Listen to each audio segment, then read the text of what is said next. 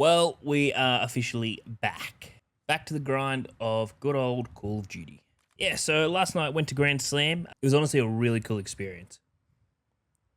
Shame that a lot of the Aussie boys didn't win, and Harley Cameron as well. But Tony Storm managed to pick up the victory and actually become the AEW Women's World Champion for the 4th time. So congrats to her. But other than that, experience was great. We got to see Adam Copeland, or Cope, as what he's going by in AEW. Edge from WWE. The whole arena just singing Metal English was honestly insane.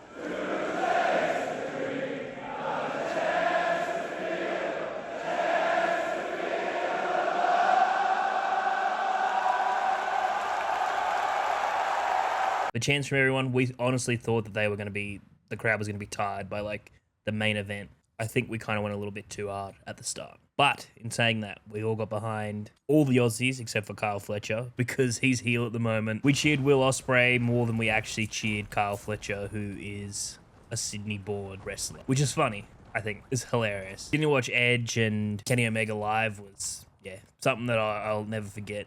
They truly are the goats of wrestling. But hopefully something will be announced from WWE soon about an Australian event. So then it's either I go to the wrestling event, which is probably going to be in Perth, more than likely, because I don't see it being anywhere else other than like maybe Adelaide, but I don't think that'll happen. Hopefully something gets announced for that, and if it's in Perth, I've got to make the decision whether to go to Melbourne this year or go to Perth, because Perth, I can't do both. Perth is going to be absolutely insane. If you're on Twitter, you probably would have seen like a lot of clips and stuff from Grandslam last night, if you're in Australia.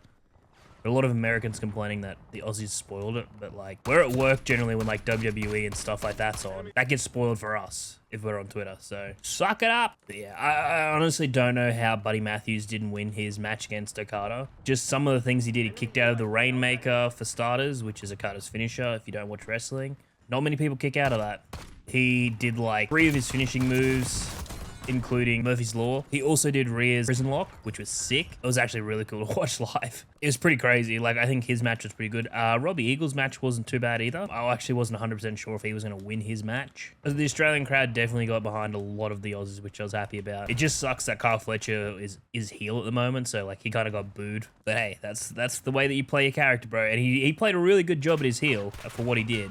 He played his heel really well. Also got to see John Moxley, which is at least one of the Shield members that I'll probably see in my life wrestle. Unless I go to the event that they announced later on this year, and Seth and Roman are fighting, but I don't know. They'll probably finish that story up by WrestleMania, I reckon.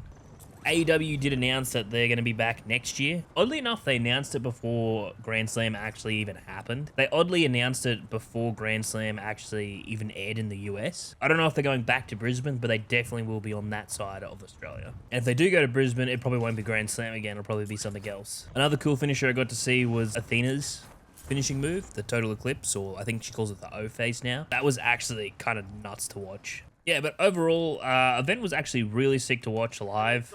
Crazy to learn like a lot of stuff that's a part of the show and whatnot. Like some of the things I don't really want to spoil, because if you wanted to go to an actual like wrestling event, like, you know, one of the bigger promotions, I'm not gonna spoil any of their secrets or anything like that. I mean, you probably watch a YouTube video too as well, but it's kind of insane looking at it live compared to like watching on TV, which I mean is always going to be the case. But like as you get older, you sort of like, especially like once you stop watching wrestling and then get back into wrestling, you kind of see like, you know, all the stuff that you missed as a kid, and you understand it a bit more now, which is good. Yeah, but watching it live was, yeah, honestly an incredible experience. If you ever get to go, even like your indie ones, like I went to the WSW one, which is still an event type one, but it's not as big. That was actually really cool to go watch. So I would, like, if you want to get into wrestling and like go and watching it live and stuff when they come to town, I'd go support the local acts, because sometimes they do show up there and people have no clue who they are. Also went and watched Captain America Brave New World. That was a good movie. I don't care what any of the critics say, like they say it was a 5, blah, blah, blah, blah. That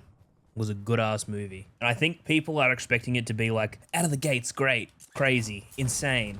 It's still a build-up movie. If nothing's happened since the last Avengers movie, they're build-up movies. You've got to remember that the Avengers movies are the movies that are supposed to be the finale, or, you know, the build-up for the big boss. So if you go into it thinking that it's another build-up movie and it sets up so much, you'll understand. It's just, I don't understand what people think is going to happen. Anything post Endgame is literally like, think of it the start of a completely new like set of movies. You had like a couple movies after where they were talking about like Endgame and stuff like that. These newer movies will, but they're starting to build to a new big bad. That's the whole way it works. I think people are expecting like, oh, something's going to happen and then bam, you know, the big bad. You have to rebuild back up to that. You can't just have like, oh, we went from resetting the timeline and fixing, you know, the sacred timeline to, oh no, there's another new big bad straight away. Like, you have to build that up again. Was that some of the other movies haven't been like the best in the past?